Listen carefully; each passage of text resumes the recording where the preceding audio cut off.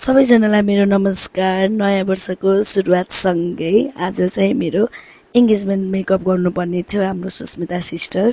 उहाँ सिस्टर चाहिँ नेपालगञ्जदेखि हुनुहुन्छ अनि उहाँले चाहिँ मलाई 15 दिन अगाडि बुक गर्नुभएको थियो अनलाइनको थ्रुबाट। अनि उहाँ सिस्टरले चाहिँ for the first time training गर्नुभएको उहाँ, किनकि आज एङ्गेजमेन्ट डेको लागि भनेर चाहिँ। अनि उहाँको फेस पनि एकदम ड्राई थियो अनि अलिकति मेकअप बेस बसाल्न अलिक गाह्रो हुन्छ भनेर चाहिँ हामीले फेस लेजर पनि गरेका छौँ। अनि टाइम पनि एकदम कम थियो उहाँ सिस्टरको मेकअपको लागि। अनि हामीले चाहिँ अनि फेस लेजर र थ्रेडिङ एकैचोटि गऱ्यौँ मिल्दाजुलसम्म। अनि त्यसपछि चाहिँ हामीले फेस क्लिन्जिङ पनि गऱ्यौँ, किनकि बेस स्ट्रङ बनाउनु पर्छ नि त। अनि देन त्यसपछि बिफोर विथआउट मेकअप यस्तो हुनुहुन्छ है।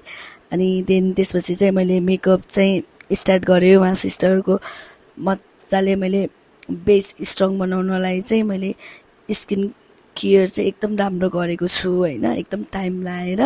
अनि डेली मेकअप गरिरहने र अनि अब यस्तो ओकेजनली मेकअप गर्ने फेस चाहिँ अलिकति सेन्सिटिभ नै हुन्छ अनि हामीलाई पनि त्यो बेस स्ट्रङ बनाउन पनि अलिकति गाह्रै हुन्छ कि। अनि मैले चाहिँ उहाँ सिस्टरलाई चाहिँ मेकअप गरिदिँदैछु।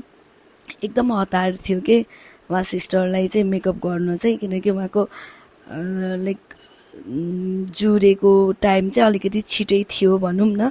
त्यही भएर उहाँ सिस्टरको चाहिँ म हतारमा मेकअप गरिरहेको छु। अनि उहाँ सिस्टरले भने जस्तै मैले मेकअप र हेयर चाहिँ उहाँ सिस्टरको डिमान्ड अनुसार नै मैले गरेको छु। अनि उहाँ सिस्टर चाहिँ एकदम राम्रो देखिनुपर्छ। हाम्रो कुनै पनि मेकअपमा फिल्टर स्मुथ एडिटहरू हामीले एड गरेको हुँदैन, जियो त्यही हामीले रियल भिडियो क्वालिटी चाहिँ हामीले एड गरेको हुन्छौँ। अनि फाइनल रिजल्ट चाहिँ सिस्टर चाहिँ यस्तो गजियस देखिनु भएको छ उहाँ सिस्टर। अब तपाईँहरूले नि देख्न सक्नुहुन्छ उहाँ सिस्टर यति खुसी हुनुभएको छ नि। अनि thank you so much for choosing a sister.